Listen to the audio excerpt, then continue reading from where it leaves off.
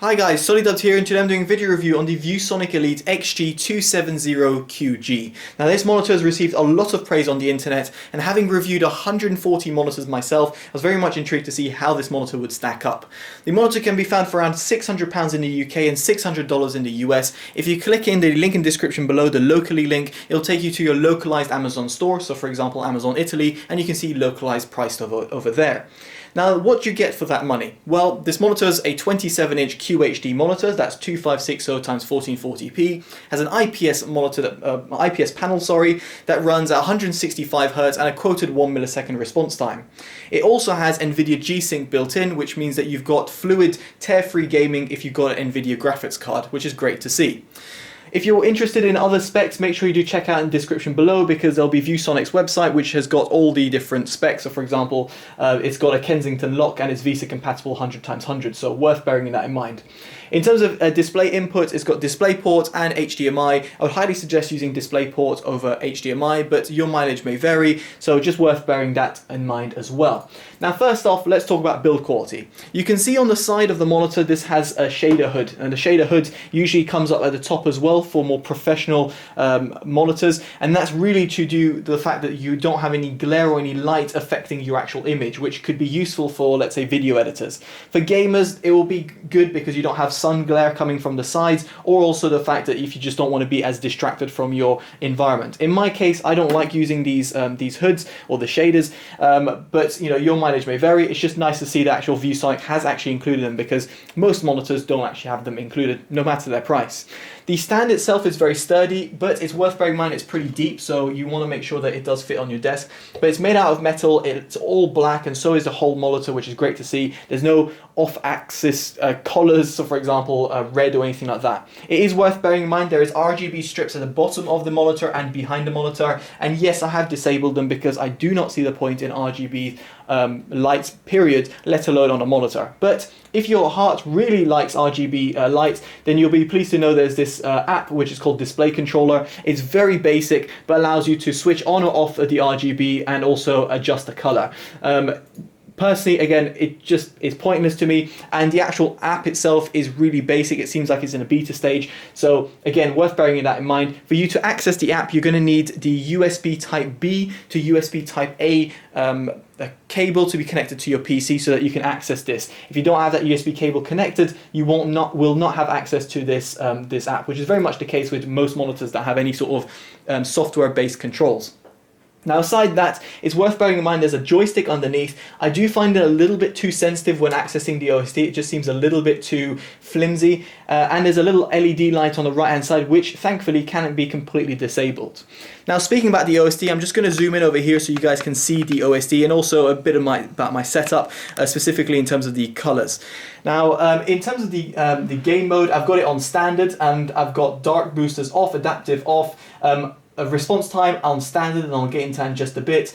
You can enable ULMB as well for those interested. However, you need to run the monitor in 120 Hz refresh rate mode. But as you can see, I'm running 165 Hz because this monitor is a 165 Hz monitor.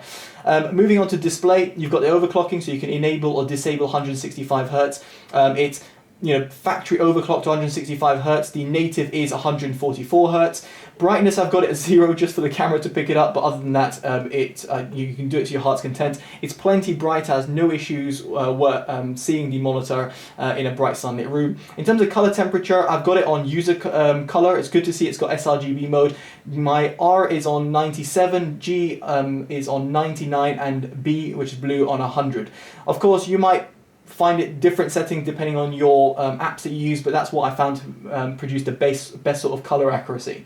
Moving on from that, you've got scaling mode and gamma, which is good to say that you've got gamma controls. Input select, audio adjust, so this has got built-in speakers. There's also a 3.5mm jack for headphones if you so wish. The speakers are pretty poor in terms of quality, but that is to be expected with most gaming monitors. And then in setup mode, you've got everything that you need, for example, the information, what it's running on, you've got crosshair, and you can also enable or disable Elite RGB without software straight from the OSD, and you can see over here, sometimes it doesn't update properly, so anyway, worth bearing that in mind find as well. And then you've got other ones such as the power indicator, which you can enable or disable. Overall, the OSD is pretty comprehensive. I just don't find that the layout works that well, and the joystick control is a little bit sensitive in terms of adjusting your controls. So now let's talk about the picture quality, that IPS panel and that QHD resolution. Well, QHD for starters is fantastic. I really do like it. I think it's the sweet spot for most gamers or just general users. And in my case, I found it to be very nice. Now, the panel itself out the box looks good. You saw that I calibrated it from my eyes a little bit with the RGB controls.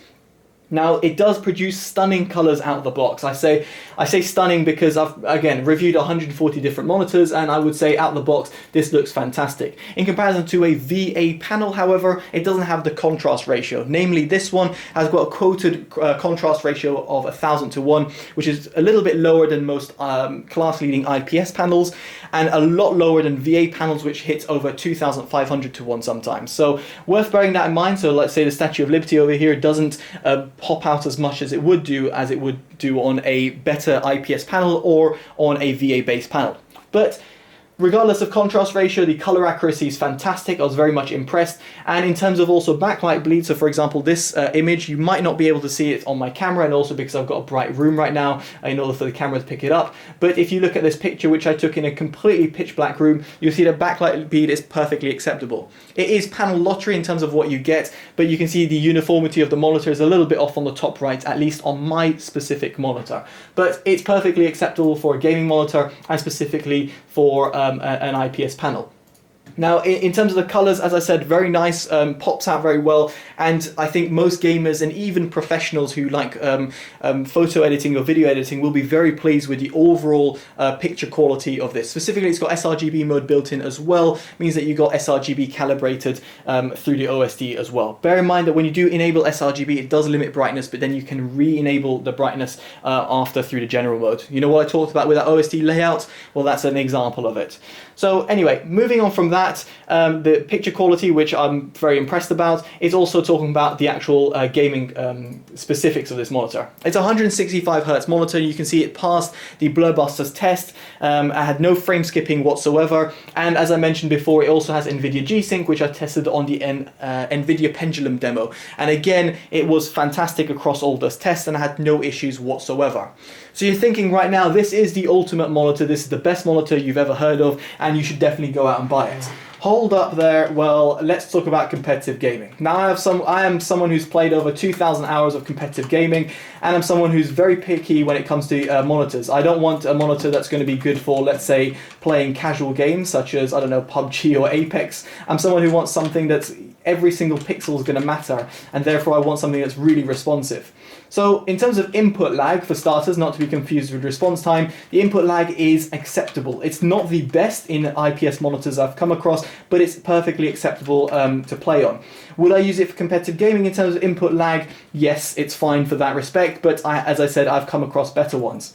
Now, response time, the funny one, because most people would say 1 millisecond response time, great off the box, and so many times I've had to tell people on YouTube, marketing claims don't equate to real life. Why is that? Well, the 1 millisecond response time was most likely tested on its best scenario, and best scenario is when you have the response time on ultra fast. Now, when you do have it on ultra fast, and I'm not sure my camera will pick it up, you'll have an image that constantly changes like the Mona Lisa. It is absolutely horrible to look at, and something I can't stand for a single minute on any sort of game, let alone a completely potato-looking game like Counter-Strike. Now move it on to Advanced, which is the one underneath that, and you still got some inverse ghosting. You got that purple trail occurring around this, along this frame on this building, and then you've got again that image which is taken away. Yes, the response time is better on the advanced and ultra fast modes, but what's the point of even having them there when you're not going to use them because it's quite blurry? So I had to move it on standard, and therefore I had a pretty nice image. It looked really good. But then, as you might expect, the response time was affected. The response time became a bit sluggish to the point where I would be perfectly fine playing a casual game, but when I'm looking for competitive games, this monitor would not suffice for competitive gaming. And in this case, standard mode is just too slow. So, what is my point over here? Well, the thing is, this monitor is a 165Hz monitor. Great, that's fantastic to see, and it's got NVIDIA G-Sync built in. However, this monitor just does not appeal to a competitive gamer like myself, at which point I think to myself, what's the point of 165Hz when I could downscale to 144Hz and have a monitor that has one of the lowest input lags and best response times for an IPS monitor. And yes, you'll still get that fantastic color accuracy and those punchy, much better contrast ratios versus this ViewSonic.